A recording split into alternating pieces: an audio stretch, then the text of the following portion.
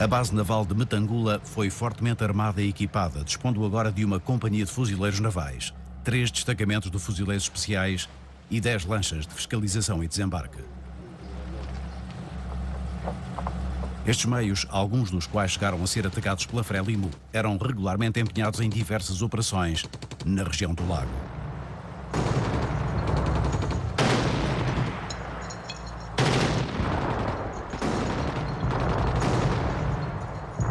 A nossa missão aqui consiste essencialmente em fazer missões de intervenção, tal como compete aos fuzileiros especiais, em toda a faixa costeira do lago. As missões normalmente duram 3 a 4 dias e são 4 por mês, mais ou menos. No Niassa Ocidental, junto ao lago, havia bases da Frelimo já com consistência militar assinalável, porque o terreno era muito mais acidentado e, portanto, proporcionava bons locais de refúgio, enquanto no Niassa Oriental era uma zona de passagem para o sul.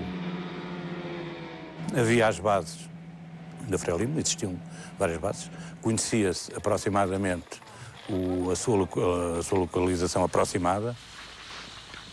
As tropas portuguesas procuravam chegar lá e fazer assaltos.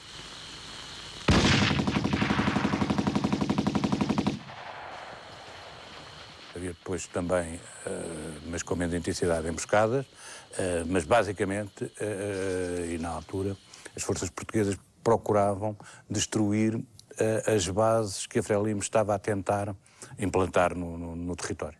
A ação, fundamentalmente, era de emboscadas. Emboscadas porque a tropa via os trilhos por onde passavam os guerreiros, então eles perseguiam. E nós, quando soubéssemos de que já atracou um barco que vem,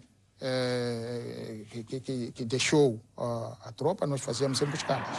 Às vezes vinham bombardeamentos também. Se em termos militares os bombardeamentos e as emboscadas eram os principais inimigos da Frelimo, para os portugueses o que constituía o maior perigo eram as minas. Espalhadas por trilhos e picadas, as minas causavam muitas baixas, dificultavam a circulação das colunas e facilitavam as emboscadas, de tal forma que o Niassa passou a ser conhecido como o Estado das Minas Gerais. A ação do inimigo fazia-se sentir sobretudo através das minas, não é?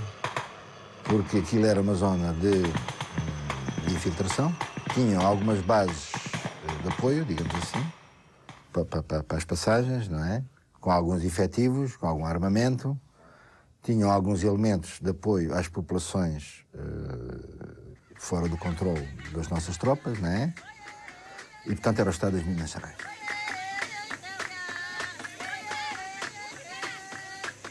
Aquelas minas é a base de nós defender. Não podíamos ficar na base assim. Minava pouco longe na nossa base. E ele, quando chegava, pensava que talvez não tem nenhuma coisa. E encontrava com mina.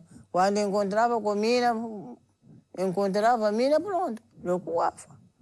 Não havia 1 quilómetro de estrada alcatroada. Os rios eram muito difíceis de serem transpostos. E daí que todos os movimentos das forças portuguesas fossem dificílimos. Aquilo que a Frelimo vai fazer é ainda diminuir mais a capacidade, a mobilidade das forças portuguesas. As minas limitam os movimentos das unidades e dificultam os reabastecimentos. Tornaram-se a mais perigosa arma enfrentada pelos militares portugueses em toda a guerra. Minas antipessoal ou anticarro, em geral originárias de países do leste europeu, foram largamente usadas pelas guerrilhas dos 3 territórios. E mais do que nos outros, em Moçambique. Um dos primeiros engenhos e a primeira mina antipessoal explodem precisamente no Niassa, em maio e junho de 1965. Mas é quase simultâneo o aparecimento desta arma em Cabo Delgado, a outra frente onde a Frelimo atuava. Primeiro em julho e depois em outubro, com a primeira mina anticarro, a guerrilha iniciava uma prática com que tentava paralisar a ação portuguesa. Uma estrada minada, num troço, por exemplo, que eles, em princípio, podiam fazer numa hora, tinham que fazer em dias. de Moeda a Sagal, por exemplo, não se chegava num dia. Uma distância de, para lá, 60 quilômetros. Mas levavam 2, 3 dias. Tinham que andar a picotar as minas. A levar tanto tempo pelo caminho permitia a realização de muitas emboscadas.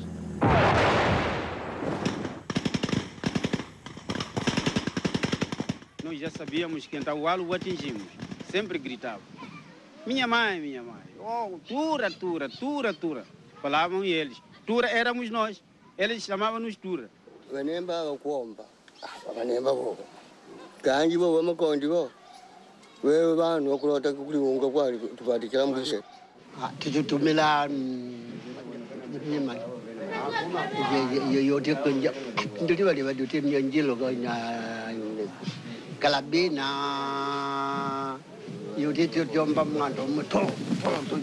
mal quando nós se começássemos a disparar, então eles transmitiam logo, chamaram a força aérea, chegava ali para destruir aquela combate.